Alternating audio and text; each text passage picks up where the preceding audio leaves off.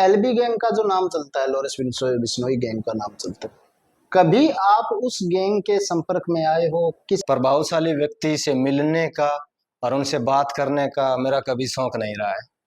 हालांकि Lawrence gang से थे लड़के, पंजाब के गैंगस्टर थे जो बीकानेर में जेल में मुझे मिले। ठीक है, जो बंदी के रूप में हमारी बातचीत होती थी, वो उस दलदल में आदमी फंस गया तो वापिस नहीं आ सकता, क्योंकि वो उसमें फंस गया तो वो इसको छोड़ भी नहीं सकता। नमस्कार दोस्तों, पॉडकास्ट विद अमित, आप लोगों का स्वागत है। और आज हमारे पॉडकास्ट के अंदर सबसे पहले जो पॉडकास्ट हमारा है उसमें हमारे साथ एक ऐसे शख्स है, एक ऐसे युवा है जिन्होंने अपने आप को एक यूथ आइकन के रूप में बनाने के लिए, अगर हम कह दें कि उन्होंने भरसक कोशिश की है, अपना को इस प्रकार से एडजस्ट किया है कि एक ऐसी दुनिया को छोड़ के इस दुनिया में वापस आए हैं जिसमें जाने से युवाओं को इस समय बहुत बड़ा खतरा नजर आ रहा है। जी हाँ, मैं बात कर रहा हूँ कि बदमाशी, गुंडागर्दी और ऐसी दुनिया जहां पर जाकर लोग रास्ता भटक जाते हैं, वहां से अपने आप को वापस लेके आए हैं और इस समाज के अंदर अपने आप को एक फिटनेस, खेल और युवाओं के आइकॉन के रूप में पेश किया है रमेश सिहाग उर्फ वाटसन। किसी परिचय के मोहताज नहीं है इस क्षेत्र के लिए। और रमेश भाई हमारे साथ में आज है और हम बात करेंगे उनकी उस जर्नी के ऊपर, जिस जर्नी में एक बार वो जेल गए थे और जेल जाने के बाद जेल से जब वापस आए हैं तो उन्होंने उस रास्ते को टाटा बाय बाय करके अपने आप को फिटनेस की तरफ लेके आए हैं, खेलों की तरफ लेके आए हैं। और युवाओं को लिए, जो युवा रास्ता भटक रहे हैं, उनके लिए एक मिसाल इनको कह सकते हैं कि इनको देखकर जो है वो युवा अपने आप को एक अच्छे रास्ते पर ला सकते हैं। कहते हैं कि युवा भटक जाता है, वो भटके हुए रास्ते पर गए हुए युवा वापस नहीं आते। लेकिन हमारे साथ रमेश भाई है, तो रमेश भाई बहुत बहुत स्वागत है आपका हमारे इस पॉडकास्ट में। बहुत तो बहुत धन्यवाद। रमेश भाई देखिए, बात करते हैं अपने कि एक टाइम था कि रमेश सिहाग उर्फ वाटसन, एक रमेश सिहाग नाम लोग भूल गए थे, वाटसन सिर्फ वाटसन नाम था और वो भी एक गुंडागर्दी के लिए फेमस हो गया था। जब एक ऐसी घटना हो गई थी कि रमेश भाई को जेल जाना पड़ा। सबसे पहले तो मैं आपके उसी टाइम की बात करूंगा जब आप जेल गए थे। जेल में आप अलग अलग जेलों में रहे हैं भाई, कई जेलों में जाना पड़ा होगा, ऐसा वक्त था आपका, ऐसे लोगों से संपर्क हुआ होगा। लेकिन जेल में जाके लोग डिप्रेशन में चले जाते हैं, लोग एक अलग ऐसे रास्ते पे चले जाते हैं जिस रास्ते से आना वापस मुश्किल हो जाता है। लेकिन आपने अपने आप को फिट रखा, अपने आप को गाइड किया, खुद अपना जो है वो प्रेरणा स्रोत बने हैं, खुद आपने अपने आप को फिट रखा। कैसे ये पॉसिबल हुआ है? कैसे आपने अलग अलग जेलों के अंदर समय बिताया? देखिए, सबसे पहले तो यही कहना चाहूँगा कि क्राइम में आज के जो युवा हैं, जो से वो गानों से मोटिवेट हो या किसी तरीके के कोई जो गैंगस्टर है, क्रिमिनल है, उससे मोटिवेट होकर जो क्राइम करते हैं, जिसको एक अपना मानते हैं कि ये बहुत ही हाई लेवल चीज़ है जो फेमस होने के लिए, तो सबसे पहले ये कहना चाहूँगा कि क्राइम बहुत ही गलत चीज़ है। और उसके बाद मैं जब से अंदर गया तो स्टार्ट में एक इंसान में वो हर फीलिंग होती है कि लाइफ अब हमारी ख़राब हो सकती है। तो स्टार्ट में प्रॉब्लम्स आई, लेकिन उसके बाद में पता चला कि जब आप पर इस तरीके का एक मुकदमा पड़ता है, जब आप एक 302 में आप अंदर जाते हो, तो आप वापसी की उम्मीद नहीं करते वहाँ से। सही है। क्योंकि आपको ऐसा कोई उसमें कोई रूल नहीं है कि आप कितने दिनों में बाहर आओगे। तो मैंने यही देखा कि लोग डिप्रेशन में थे, वहाँ पे लोग मानसिक संतुलन काफ़ी लोगों का खोया हुआ था। मैंने यही सोचा कि चलो जो हो गया उसको तो हम बदल नहीं सकते अभी। फिर मैंने थोड़ा प्रैक्टिस स्टार्ट की, जो मैं थोड़ा पहले करता था। और इधर सब जेल भादरा में था मैं, तो मैंने वहाँ पे थोड़ा अपना प्रैक्टिस और नॉर्मल ग्राउंड वर्क किया। उसके बाद में हमारा लगभग 20-30 मेरे साथ अन्य बंदी थे जिनका ट्रांसफ़र हनुमानगढ़ डिस्ट्रिक्ट जेल है उसमें हो गया। वहाँ पर मैंने मेरे कुछ बंदी साथियों के साथ मैंने एक जिम स्टार्ट की वहाँ पर धीरे धीरे ऐसे प्रैक्टिस करते गए। तो प्रैक्टिस में ऐसे वो चीज़ें भूल गए हम कि जो पीछे की यादें और जो टेंशन स्ट्रेस उस बस सुबह उठते हुए प्रैक्टिस करनी। फिर धीरे धीरे हमने वहाँ के अधिकारियों से बात करके क्रिकेट भी स्टार्ट कर दी। बीच में एसओजी की तलाशी है जो स्पेशल ऑपरेशन ग्रुप है राजस्थान में, वो उनकी 7 या 10 दिनों से वो तलाशी लेते हैं जेलों की। जी। तो ये जिम और क्रिकेट ये चीज़ें इनलीगल अलाउड नहीं होती जेलों में। तो वो क्रिकेट का सामान भी ले गए और वो जिम का सामान भी उन्होंने तोड़ दिया। तो फिर हमने फिर दोबारा से कलेक्टर से एप्लीकेशन में यही हमने मांग रखी कि गवर्नमेंट का यही एक अंदर उनका मोटिवेशन होता है कि कैसे नशा छुटाया जाए, तो वो योग योग करवाते हैं। तो हमने यही चीज़ों को ग्राउंड बनाया कि कलेक्टर साहब जब आए थे जेल में तो और एसीजीएम और एडीजे भी आते रहते हैं लोग, तो हमने ये कहा कि सर एक तरफ तो आप नशा छुड़ाते हो, दूसरी तरफ आप जो हमारा प्रैक्टिस का सामान है, स्पोर्ट्स का सामान है, वो हमारा तोड़ दिया पीछे तलाशी में। तो उन्होंने उस चीज़ का एक्सेप्ट किया, हमें हमारा सामान भी दिलाया और खाने उसके बाद में मैंने यही कहा कि थोड़ा हमें खाने पीने के भी चाहिए, तो फ्रूट वगैरह भी और क्रिकेट भी स्टार्ट कर दी। तो धीरे धीरे मतलब मैंने लगभग 13 किलो वेट वहाँ पर गेन किया था। अच्छा। और जेलों में तो लोगों का बुरा हाल हो जाता है, आपको पता ही है। हाँ हाँ। तो मैंने वहाँ रहते हुए अपने आप को फिट किया। स्पोर्ट्स में भी वहाँ पर काफ़ी अच्छे लड़के थे, गंगानगर साइड पंजाब साइड से 3,000 लोग होते हैं अंदर। 3,000 लोगों में 2 टीमें इतनी अच्छी बन जाती थी कि रोज़ मैच खेलते थे और साथ में प्रैक्टिस हो जाती थी, खा पी लेते थे। तो हम उन चीज़ों को हम भूल गए कि हम कहाँ हैं और जो एक जिस तरीके से डिप्रेशन में होता है अंदर, उन चीज़ों को कभी हैवी नहीं होने दिया। जी। तो ये 6 साल तक की जर्नी रही।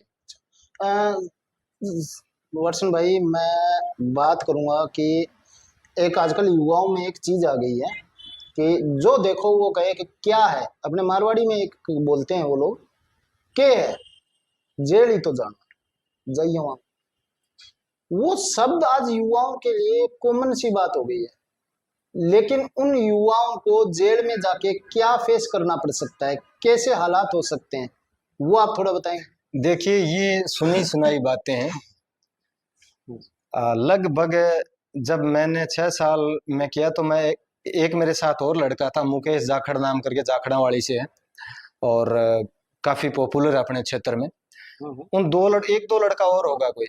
तो मेरे 6 साल के सफ़र में अमित भाई लगभग लाखों लोग आए और गए।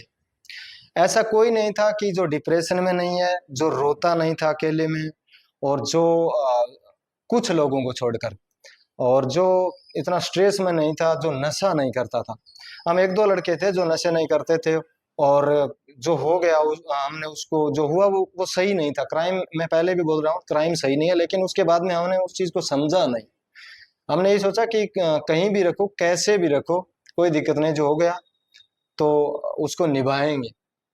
तो युवा तो बहुत मैंने देखे वहाँ पर सरेंडर होते हुए, ज़्यादा टाइम की बात नहीं है, लगभग महीने 2 महीने में वो अपने आप पे इतने पछताते हैं कि हमने क्या कर दिया। और वो युवा यूज होते हैं ज़्यादातर, जी। जो 18-20 साल 22 साल के हैं, वो उनकी खुद की कोई इंसान नहीं थी, वो किसी बड़े क्रिमिनल के द्वारा यूज किए जाते हैं। ब्रेन वॉश वाली बात है। तो रमेश भाई, जेलों में रहे हो, अलग अलग गैंग के लोग, अलग अलग प्रकार के बदमाश क्रिमिनल है, वो संपर्क में रहे होंगे, मिले भी होंगे। एक एलबी गैंग का जो नाम चलता है, लॉरेंस बिश्नोई गैंग का नाम चलता है, कभी आप उस गैंग के संपर्क में आए हो? किस प्रकार का उसका क्या माहौल है, क्या है जो हुआ एक प्रकार का है क्या? देखिए किसी भी प्रभावशाली व्यक्ति से मिलने का और उनसे बात करने का मेरा कभी शौक नहीं रहा है। हालांकि लॉरेंस गैंग से थे लड़के, पंजाब के गैंगस्टर थे जो बीकानेर में जेल में मुझे मिले। ठीक है, जो बंदी के रूप में हमारी बातचीत होती थी, लेकिन उनसे कभी कहीं प्रभावित होना या ऐसा तो कभी नहीं हुआ। क्योंकि इसका एक मुख्य रीजन रहा है, और ना मैं कभी गैंग से जुड़ा। ए, अब भी जानकारी के लिए बता देता हूँ कि गैंग से आप जुड़ते हो ना, तो आप ऐसे दलदल में फंस जाते हो कि पता नहीं कि आपको कौन नुकसान पहुंचा जाए, और आपको ऐसी काम दिए जाते हैं जिसको आप जानते भी नहीं, उसको आपको नुकसान पहुंचाना, मतलब आपको अपनी गैंग बोल दे कि उसको मारना है आपको, तो जिसको आप जानते भी नहीं आप उसे कैसे नुकसान पहुंचा सकते हो। तो गैंगवारी ऐसी चीज है, वो उस दलदल में आदमी फंस गया तो वापिस नहीं आ सकता, क्योंकि वो उसमें फंस गया तो वो इसको छोड़ भी नहीं सकता, यदि वो छोड़ देगा तो उसे भी नुकसान है। और इसके बाद में इसका नए जो इस गैंग से नए जुड़ने का मुख्य कारण है जो हमारी पारिवारिक लड़ाइयाँ रही हैं तकरीबन 2000 के आसपास में। उस टाइम में आमने सामने से मर्डर हुए थे मेरे गांव में ही, दोनों तरफ से फायरिंग हुई।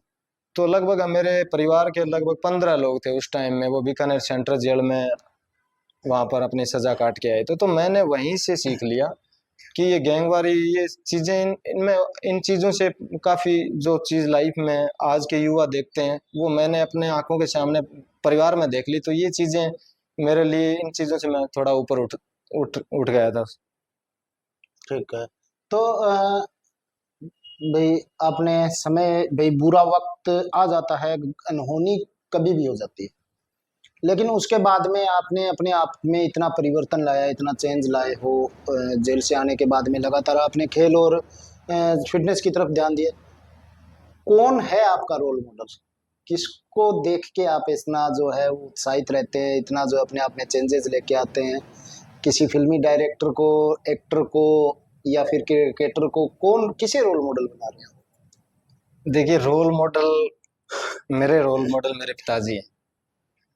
और जब आप बचपन से संघर्ष करते हो ना, स्ट्रगल करते हो, आपने दुख देखा, दर्द देखा, तकलीफें देखी हैं, तो वो जो हादसे हैं, वो तकलीफें आपको इतना मजबूत कर देती हैं, तो शायद हो सकता है किसी रोल मॉडल की जरूरत ना पड़े।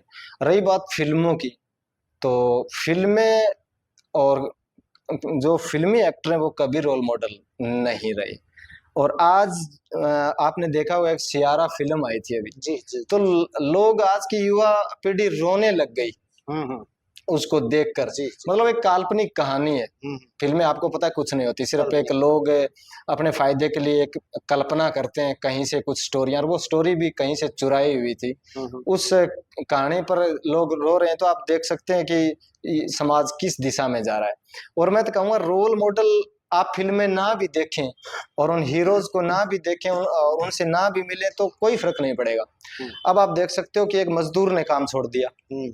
अब यूपी बिहार से जो लोग मजदूरी करने, जो बड़ी बड़ी इंडस्ट्रीज हैं, फैक्ट्रीज हैं, कारखाने हैं, उन्होंने काम छोड़ दिया तो वो बंद हो जाएंगे, देश की इकोनॉमी गिर सकती है उनसे। सही। देश का किसान काम छोड़ देगा तो फर्क पड़ता है, जी। जनता सड़कों पे आ जाएगी। ड्राइवर लोगों ने अपना काम छोड़ दिया तो आपको पता है कि एक दिन में बहुत कुछ नीचे गिर जाएगा।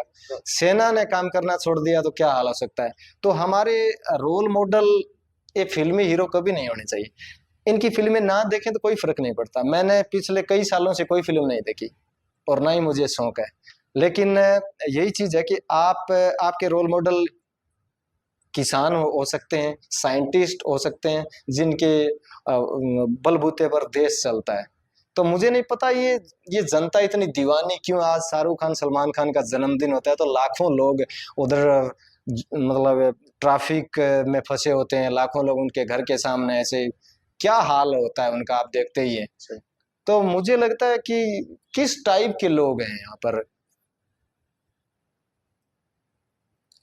तो भाई फिल्में तो आप नहीं देखते, लेकिन सुना भी है, जाना भी है, देखा भी है कि क्रिकेट के बहुत बड़े शौकीन हो। क्रिकेट देखते हो? क्या शौक है? बिल्कुल। क्रिकेट बचपन से देखता हूँ, काफी अच्छा लगता है और खेलता भी हूँ इंटरटेनमेंट के लिए। लेकिन फिलहाल अमित भाई, क्रिकेट क्रिकेट नहीं रहा, एक बिजनेस। और अब आईपीएल को देख लो, आईपीएल ने इस कदर गिराया है क्रिकेट को, आम आदमी के समझ में आने आने वाली बात नहीं है। अब आप आईपीएल का उदाहरण देख लीजिए। आईपीएल 70 दिन तक चलता है। हम्म। कौन सी क्रिकेट प्रतियोगिता है जो 70 दिनों तक चले? ये लोगों को समझनी होगी कि आईपीएल महज एक बीसीसीआई और कुछ राजनेताओं की एक दुकान है, और ये सालाना एक सीजन में आईपीएल से कम 10,000 करोड़ रुपए का इनको फायदा होता है, और उनसे कुछ हिस्सा आईसीसी के पास जाता है।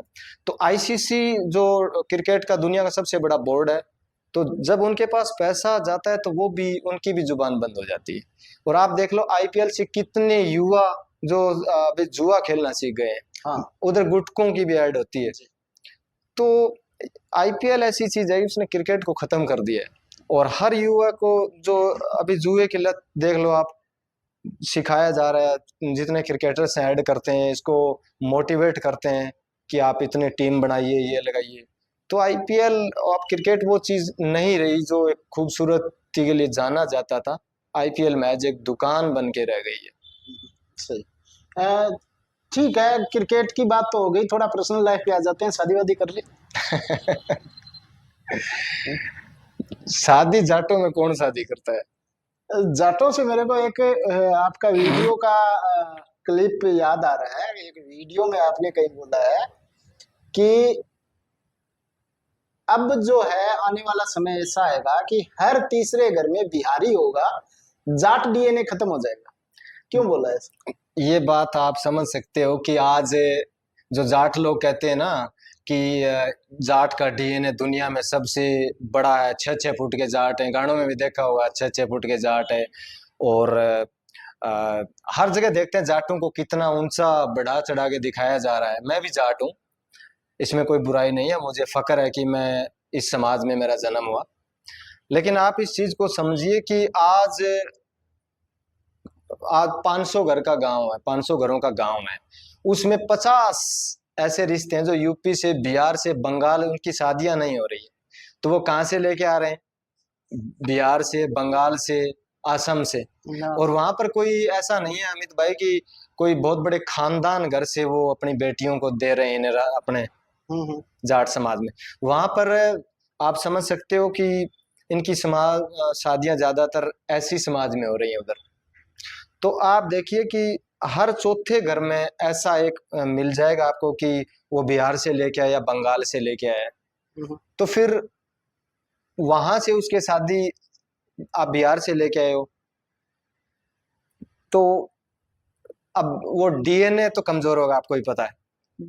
तो और मैंने वो बिहारी वाली बात इसलिए की कि आप वहां से लेके आओगे तो जो भी है, कुछ कहते हैं ना कि अपने मामा पे गए हैं, हाँ हाँ ये अपने नाना पे गए। हाँ, तो अच्छा। वहां पर मान लो वो नाना मामा पर चला गया तो हर में बिहारी होगा। और फिर डीएनए ऐसे होगा कि एक चैन बनेगी, जैसे कोरोना में बनी थी ना, हाँ। कि आज एक लड़का है, जैसे हमारे परिवार में कोई ले आया, हम्म। वो जैसा लग रहा है बिहारी जैसा, 5 फुट हाइट है मुश्किल से, हम्म। तो वो कोई गवर्नमेंट जॉब लग गया, अच्छा। तो वो कौन लेके आएगा? जाट की बेटी ही लेके आएगा। तो कहीं ना कहीं धीरे धीरे आने वाले टाइम में ये चीज आपको माननी पड़ेगी कि पता नहीं चलेगा यहाँ पे। जैसे अमेरिका में हो रखा है ना, हम्म। काले और गोरों ने शादी की तो उनके जन्म देने वाला अलग ही है, हम्म। वो न गोरा है न काला हम्म। है ना। तो यही होगा कि उनके साथ शादियां होंगी तो वो बिहारी वाली बात सही है, हर चौथे घर में बिहारी होगा। वो जाट डीएनए खतरे में जरूर है, इस चीज को सोचना चाहिए। तो और ये लोग ये सिर्फ जाट डीएनए के लिए क्यों आया? नहीं, ज्यादातर और समाज में इतनी प्रॉब्लम नहीं है, समस्या है। लेकिन आज आप देख लो हनुमानगढ़, गंगानगर में, बीकानेर में, और अपने चूरू, झुंझुनू, सीकर, ये जाट बेल्ट है। हम्म। इस क्षेत्र की बहुत बड़ी समस्या है ये। ये। और समाज में भी ऐसी कोई बात नहीं है, हम्म। लेकिन और समाज में अभी जो भी है थोड़ी ये चीजें कम है। जाट समाज में ज्यादा जो शादियों की प्रॉब्लम्स है वो जाट समाज में इस टाइम ज्यादा। हरियाणा में आप देख लो, हम्म। वहां और भी बुरे हाल है।